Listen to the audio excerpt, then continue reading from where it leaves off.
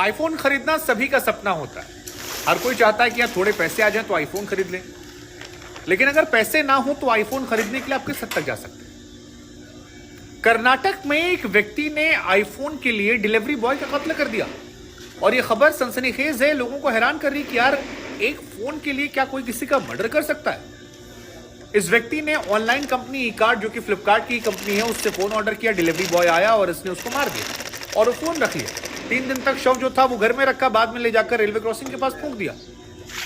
हैरान करने वाली घटना है। लोगों की मानसिकता को लेकर बहुत सारे सवाल जो है इस खबर के बाद खड़े हो गए कि क्या वाकई में आईफोन के लिए किसी का कत्ल किया सकता है। हम आपको बता दें पूरी खबर। दरअसल हेमंत नाम का ये व्यक्ति है जिसकी उम्र केवल 20 साल और 20 साल के युवाओं में जैसा क्रेज होता है आईफोन का, वो इसके अंदर भी था। आसपास के दोस्त जो हैं वो आईफोन का इस्तेमाल करते थे, तो उसके मन में आया कि मैं आईफोन खरीदता। आईफोन के पैसे नहीं थे तो उसको एक तरकीब सूझी।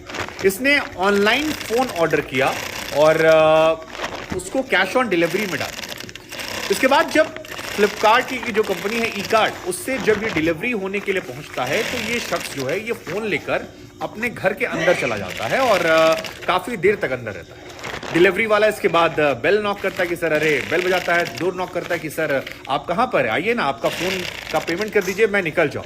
तो ये शख्स उससे कहता है काम करो तो अंदर। इसके बाद अंदर पहुंचते ही उस पर धारदार हथियार से ये हमला कर देता है। उसके सिर पर कई वार करता है जिससे उस शख्स की मौत हो जाती है और उसके बाद ये उस आईफोन का इस्तेमाल करना शुरू करता है। 3 दिन तक लाश जो है वो घर में छिपा कर रखता है और इस 3 दिन में इस फोन को उसने दुनिया भर में इस्तेमाल किया, मजे से चलाया, देखा, समझा जाता। किसी को कानो कान खबर नहीं होती। इसके बाद चौथे दिन इसकी लाश को ले जाता है पास में एक रेलवे ट्रैक पर, कहीं से पेट्रोल खरीद कर आता है और रेलवे ट्रैक पर ही उसके शव को पेट्रोल डालकर वो आग के हवाले कर देता है। इसे लगता है कि शायद सारी कहानी खत्म, आईफोन मेरे पास आ गया। उसकी लाश जो है वो वहां चली गई, जल गई। अब पुलिस ना लाश पाएगी ना पहचान पाएगी और मैं बच गया। लेकिन कहते हैं ना, कातिल कोई ना कोई सुराग जो है वो छोड़ जाता है। उस डिलीवरी एजेंट के परिवार वाले परेशान थे, थाने में शिकायत दर्ज करवाई गई, जिसके बाद पूरा ट्रैक किया गया तो पता लगा कि एक लड़का को फोन डिलीवर करने के लिए वो निकला हुआ था। जिसके बाद और ट्रैक किया गया तो जहां पर लाश मिली थी वहां पर एक स्कूटी से एक लड़का जाते हुए नजर आया, कुछ सामान लेकर भारी भरकम।